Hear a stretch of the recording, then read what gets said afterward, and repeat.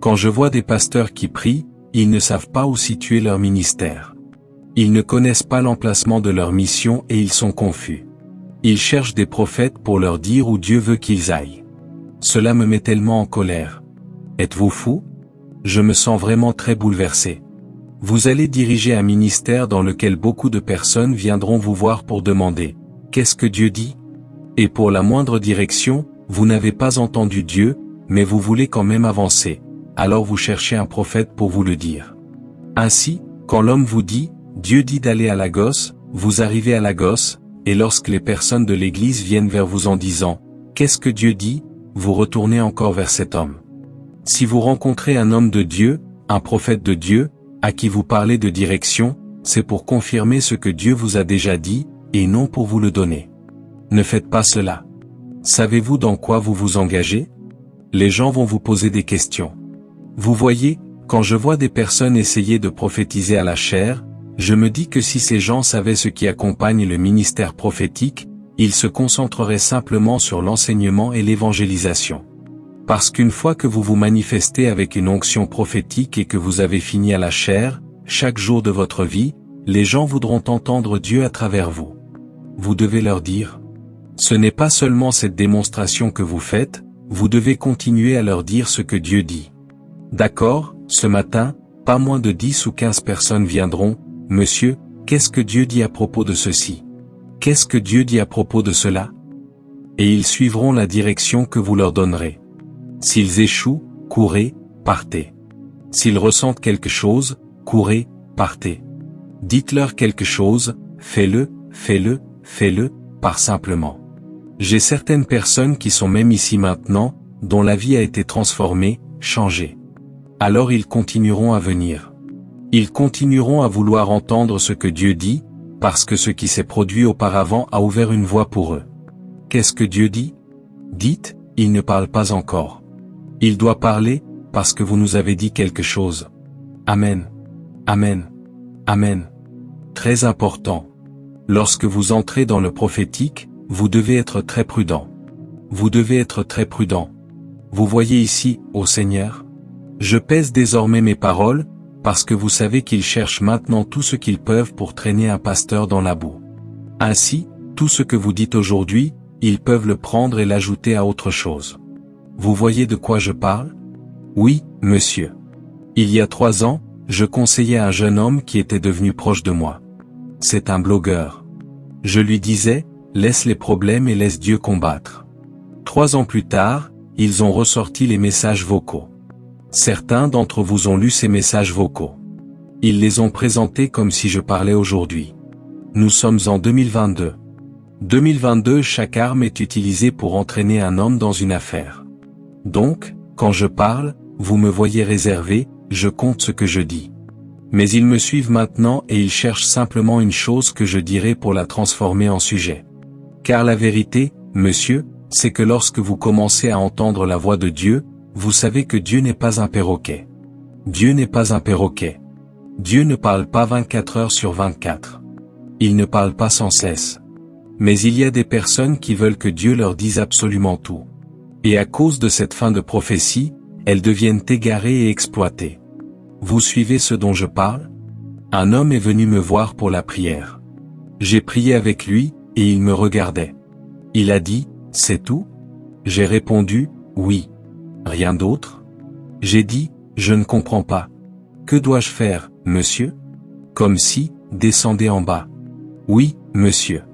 J'ai dit, « Fais le tour de l'église 32 fois. » Il a répondu, « D'accord. » Je lui ai dit, « Ce n'est pas Dieu qui te parle.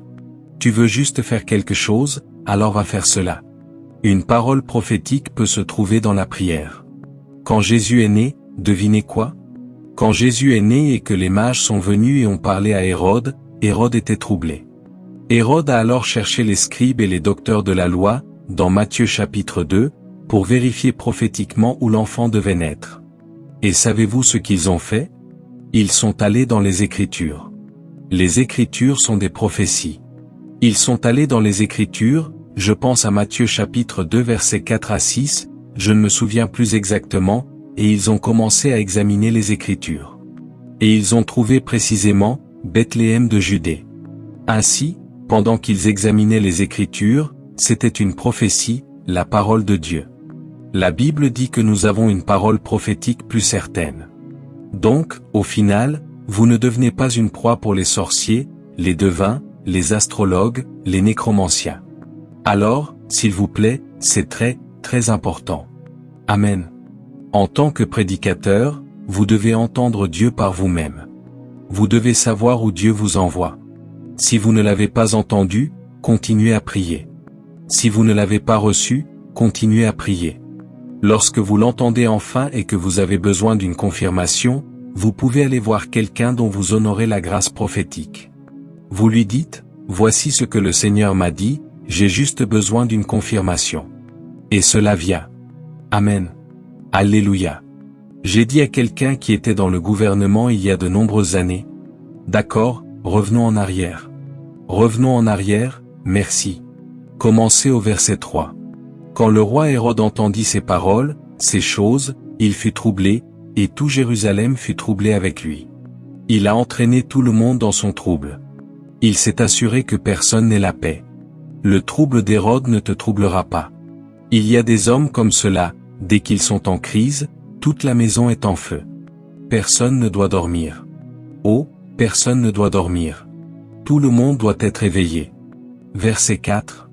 Lorsqu'il assembla tous les principaux sacrificateurs et les scribes du peuple, il leur demanda où le Christ devait naître. Verset 5.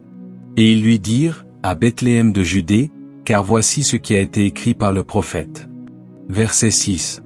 Et toi, Bethléem, terre de Juda, tu n'es certes pas la moindre parmi les principales villes de Juda, car de toi sortira un chef qui paîtra mon peuple Israël. Ainsi, cette prophétie qu'Hérode avait entendue, il avait besoin des scribes pour l'expliquer et pour démystifier ce langage codé, et ils ont dû retracer cette prophétie à partir des Écritures. Est-ce que vous recevez quelque chose au moins? Vous découvrez donc que chacun, s'il vous plaît monsieur, dans les affaires, dans le mariage, doit chercher à savoir ce que le Seigneur dit. Obtenez-le vous-même. N'allez nulle part ailleurs. C'est votre Père, il veut vous parler. Obtenez-le vous-même. Parfois, lorsque vous priez et que cela ne vient pas, il se peut qu'il n'y ait qu'un seul facteur, ce n'est pas le moment. Ce n'est pas le moment. Comprenez-le. Comprenez-le. Comprenez-le. Et la vérité est que lorsque vous venez devant Dieu avec un cœur nu, parce que si vous venez déjà avec une localisation précise en tête, vous entendrez votre esprit humain. Vous entendrez votre esprit humain en pensant que c'est Dieu. Mais la plupart du temps, les commandements et les instructions de Dieu ne peuvent être clairs et intenses que lorsque nous venons avec un cœur dépouillé. Quatrièmement, nous prions ensuite. La raison pour laquelle les gens sont épuisés, c'est l'esprit de retard. Le retard rend les gens épuisés. L'attente, le retard, est un étirement dans le temps entre l'attente et la manifestation. Un étirement dans le temps entre l'attente et la manifestation, c'est le retard. Beaucoup d'erreurs ont été commises à cause de l'esprit de retard. Lorsque les gens sont retardés, Agar est une manifestation de l'esprit de retard. S'il vous plaît, concentrez-vous ici. Concentrez-vous ici. Concentrez-vous ici. Concentrez-vous ici. Quand vous venez dans un ministère comme celui-ci, attendez-vous à toutes sortes de choses. Concentrez-vous ici. Concentrez-vous ici. Amen. Amen. Amen. Combien d'entre vous connaissent cet homme? C'est sa nature. Si je prêche, je dois dire ceci maintenant, parce qu'avant que quelqu'un ne pense que quelqu'un essaie peut-être de confesser quelque chose et qu'on l'en empêche, c'est simplement son onction. Il a une onction pour courir. Il a une onction pour sortir en courant. Si je prêche, il commence simplement à courir. Et il y a aussi des personnes qui sont ointes pour l'attraper. Vous savez, quand Anania est tombé mort, et quand Saphira est arrivée, Pierre a dit beaucoup de choses, mais il a conclu par quelque chose. Il a dit, « Les jeunes gens qui ont emporté ton mari sont là pour t'emporter aussi. » Ainsi, le ministère de ces jeunes gens était de porter les morts. Amen. L'esprit de retard. Beaucoup d'erreurs. Des personnes ont glissé dans l'erreur pendant qu'elles attendaient. Une attente prolongée et une attente intense. Il y a des gens qui sont allés vers des alternatives parce qu'ils attendaient. C'est une manifestation de l'activité du retard. Sarah a fait une recommandation par elle-même. Une femme est arrivée à un point de reproche tel qu'elle a dit à son mari, « Je t'en prie, prends ma servante, qu'elle ait des enfants pour moi. » Ah, à quoi penses-tu, madame? Un homme riche, un homme aussi riche qu'Abraham, il y avait 300 serviteurs nés dans sa maison. Une femme a maintenant un enfant pour cet homme et elle va te donner l'enfant? L'intention de Sarah était que, lorsque l'enfant naîtrait, cet enfant serait le sien. Mais Agar a changé cela pour elle. Elle a pris l'enfant. Est-ce Agar ou Agar? Agar. Agar a refusé. Pourtant, c'était le plan. Et vous voyez que cette chose est un risque. Pourquoi Abraham est-il tombé dans ce piège? Agar était avec eux en Égypte. Agar était leur servante en Égypte. Agar était celle qui servait Abraham en Égypte. Abraham a vu cette jeune femme en Égypte. Quand ils ont quitté l'Égypte, elle les a suivis. Y a-t-il quelque chose que vous avez emporté d'Égypte? Elle les a suivis. Ainsi, Abraham nourrissait déjà cette convoitise, regardant déjà cette jeune femme d'une certaine manière. Alors, dès que l'épouse a simplement dit, « Pourquoi pas? Que le Seigneur ouvre vos yeux pour comprendre ce que je suis en train de dire. » Rapidement, l'épouse a validé sa convoitise, et cela est devenu un problème qui est encore un problème jusqu'à aujourd'hui. Cela est devenu un problème, et Ismaël est né. Isaac est né, juste au moment où Isaac devait naître, juste quand Isaac devait naître, à 1 an de la naissance d'Isaac, juste au moment où Isaac devait naître, c'est là que cela s'est produit. Juste au moment où un miracle allait se manifester, l'ennemi commence à suggérer des alternatives. Parce que lorsque vous êtes submergé par l'esprit de retard, des alternatives traversent votre esprit. Dieu est sur le point d'apporter la délivrance dans un lieu, et c'est à ce moment-là que le diable commence à vous dire de faire un pas, de faire quelque chose de mal. Fais quelque chose de mal. Fais ceci. Aide-toi toi-même. Aide-toi toi-même. Ne reste pas les bras croisés comme ça. Combien de temps vas-tu attendre que ces choses changent? Fais quelque chose toi-même. Au nom de Jésus, vous ne serez pas une victime de ces éléments. Levez-vous tous. Tout le monde, nous allons prier. Nous allons prier. Dans ma vie. Ô Seigneur, comme première prière, que chacun dise, dites, mon Père, Père, mon Père. Dites, mon Père, mon Père, mon Père, mon Père, au nom de Jésus, je commence à prier dans ma vie, ô Seigneur, que tout le monde voit ton feu. Chauffe ici. Chauffe. Chauffe.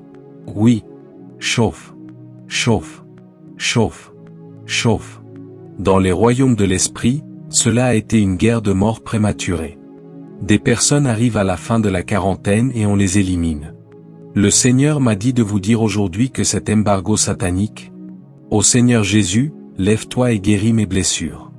Ô Seigneur Jésus, lève-toi. Tu dois traiter la blessure, parce que les personnes blessées blessent toujours les autres. Dans ma vie, ô Seigneur, lève-toi. Guéris mes blessures. Guéris mes blessures. Ôte cette cicatrice. Guéris mes blessures. Ôte cette cicatrice. Guéris mes blessures. Ôte cette cicatrice. Il y a un miracle. Il y a une intervention de Dieu qui va se manifester et tes blessures seront guéries. Il y a un témoignage. Il y a une manifestation. Il y a une élévation que Dieu va t'accorder. Toutes ces larmes secrètes, tous ces pleurs, cette élévation les annulera. Ô Seigneur, lève-toi dans ma vie. Dis, mon Père, au nom de Jésus, alors que je commence à prier, ô Seigneur, lève-toi. Ô Seigneur, lève-toi. Guéris ma blessure. Guéris ma blessure. Guéris ma blessure. Guéris ma blessure. Chauffe. Chauffe. La parole du Seigneur dit, le travail de qui? Du fou. Le travail de qui?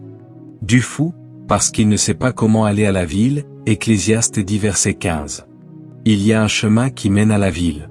Et nous avons vu cela dans Actes 12 verset 10, que Pierre a trouvé le chemin lorsqu'ils sont arrivés à cette porte. Lorsqu'ils eurent passé la première et la seconde garde, ils arrivèrent à la porte de fer qui menait à la ville. L'homme insensé ne sait pas ce qui mène à la ville. Mais ici, nous voyons ce qui mène à la ville, les portes. Si tu peux abattre la porte, tu accèdes à la ville. Personne ne reçoit quelque chose ici? Et cela vient par la direction divine. Tout ce qui, dans la vie, n'a pas changé, c'est parce que tu manques de direction concernant ce domaine de ta vie. Si le mariage est bloqué, tu manques de direction. Si tes finances sont en crise, tu manques de direction. S'il y a une question concernant ta santé, tu manques de direction. Je vous ai raconté l'histoire d'une fois où j'avais ce mal de tête persistant. Le mal de tête était terrible. Et l'un des dons majeurs sur ma vie est le don de guérison. Si vous avez suivi notre ministère à travers le monde, vous savez que les miracles sont courants. C'est quelque chose que j'ai pratiqué en privé, testé sur des personnes. Certaines étaient des gouverneurs, leurs épouses, ou des apôtres dans certains endroits. Je posais la main, au nom de Jésus, je priais, et c'était terminé. Que faisais-tu? Je ne le ressens plus. C'est quelque chose que je sais être présent. J'ai posé la main sur cette tête, j'ai commandé, pars, Amen. Après 5 minutes, cela s'est aggravé. Je me suis dit, qu'est-ce qui se passe? J'ai reposé la main, au nom de Jésus. Je savais que quelque chose n'allait pas. Mais il y avait une chose, chaque fois que je montais à la chaire, je ne le ressentais pas. Mais dès que je descendais, en descendant comme ça, cela revenait. Alors j'ai commencé à rester plus longtemps. Parfois, je prophétisais longuement. Les gens applaudissaient. Ils ne savaient pas que j'étais en train de survivre. Papa a pris le temps de dépasser minuit jusqu'à 1h. Nous étions encore à l'église. Je suis simplement parti. C'était terrible. C'était vraiment terrible. Le seul moment où je vais à l'hôpital, c'est lorsque ma femme accouche ou lorsque je fais un contrôle de routine, ce que je faisais autrefois une fois tous les 3 ans, mais récemment une fois par an. Je fais juste un contrôle rapide, si tout va bien, je recommence à prêcher. Cette fois-là, je suis allé à Dubaï, je suis arrivé à l'hôpital. J'y suis allé avec un apôtre. Ils m'ont mis sous une machine, ils ont tout examiné au niveau de ma tête, et ils n'ont rien trouvé. Ensuite, je me suis dit, attends, est-ce que j'ai seulement demandé au Seigneur ce qui se passe? Je suis allé vers lui et j'ai dit, Père, qu'est-ce qui m'est arrivé? Ma tête, qu'ai-je fait? Et le Seigneur m'a simplement parlé, bois de l'eau. Pouvez-vous imaginer? Tout ce problème, pendant un mois. Et je me suis souvenu que je ne buvais pas d'eau. Je finissais de servir, je prenais le 3e jus dans le verre. J'arrivais au programme, c'était du jus. À la maison, des packs de jus. J'ai alors commencé à remettre ma vie en ordre et j'ai découvert que, pendant presque un mois, je n'avais bu que de l'eau, seulement de l'eau, même pas jusqu'à 3 bouteilles. Le Seigneur m'a dit, ton corps manque d'eau. Devinez quoi? J'ai changé. J'ai commencé.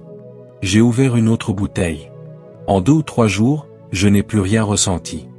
Depuis ce jour, dès que je vois de l'eau, qu'est-ce qui m'a aidé? La direction divine. Tout ce dont tu as besoin, c'est juste d'une petite lumière de Dieu pour sortir de cette douleur. Si j'avais posé cette question plus tôt, j'étais simplement submergé par la douleur. Mais je me suis arrêté. J'ai dit, Seigneur, que se passe-t-il? Pourquoi cela m'arrive-t-il? Ce jour-là, il n'y avait pas d'eau. Le lendemain matin, prends de l'eau. Parce que peu importe à quel point tu es loin, c'est ton corps. C'est lui qui abrite et héberge l'onction. Si tu l'abuses, après avoir terminé ce jeûne, prenez toutes sortes de fruits. Mangez bien. Restaurez-vous. Récupérez tout ce que vous avez perdu. Parce que si vous abusez de votre corps, vous mourrez. Élie était loin. Élisée était loin, mais il est mort. Il était malade et il est mort.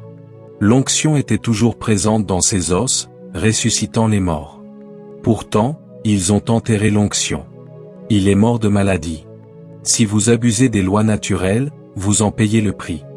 Il n'y a pas de prière ici. Vous en payez le prix. Vous devez donc être très prudent. Dès que je quitte cet endroit et que je me sens fatigué, je monte dans ma voiture. Même si vous courez par terre en criant « Apôtre, apôtre, apôtre », je dois être en vie pour m'occuper de vous. Je pars simplement. Je vais tout droit. Je m'allonge sur le lit. Je dors. Quand j'ai récupéré, je reviens. Vous criez « Apôtre », à l'instant, laissons-nous vous servir. Avant que je ne pose les mains sur vous pour chasser un esprit mauvais, vous êtes en train de chasser mon esprit humain. Vous allez crier au Seigneur, je reçois maintenant la direction divine. Pendant que vous priez, commencez à être précis dans tous les domaines où vous en avez besoin. Je reçois la direction divine dans l'appel de Dieu sur ma vie. Je reçois la direction divine dans mes finances. Je reçois la direction divine dans chaque domaine. Là où vous voulez recevoir la direction, dites « Mon Père, mon Père, mon Père, mon Père », au nom de Jésus, alors que je commence à prier, je reçois la direction divine. Ouvrez votre bouche et revenez vers moi. Chauffe ici. Dites « Ô Seigneur, lève-toi dans ma vie. Change la vitesse. Change la vitesse. Ô Seigneur, lève-toi. Transforme la lenteur en vitesse. Transforme-la en vitesse. » Écoutez, il y a beaucoup de personnes qui sont restées au même endroit depuis trop longtemps. Je veux que nous prions ce soir. Je vais croire Dieu. Nous aurons un temps de prophétie et tout cela, mais je veux simplement que nous prions. Il y a des personnes qui ont été retenues. Savez-vous ce que cela signifie de rester au même niveau pendant 10 ans? Élie, écoutez. Lorsqu'Élie cria à Dieu à cause de la menace de Jézabel, la Bible dit que Dieu lui a dit « Oins Élisée comme prophète à ta place.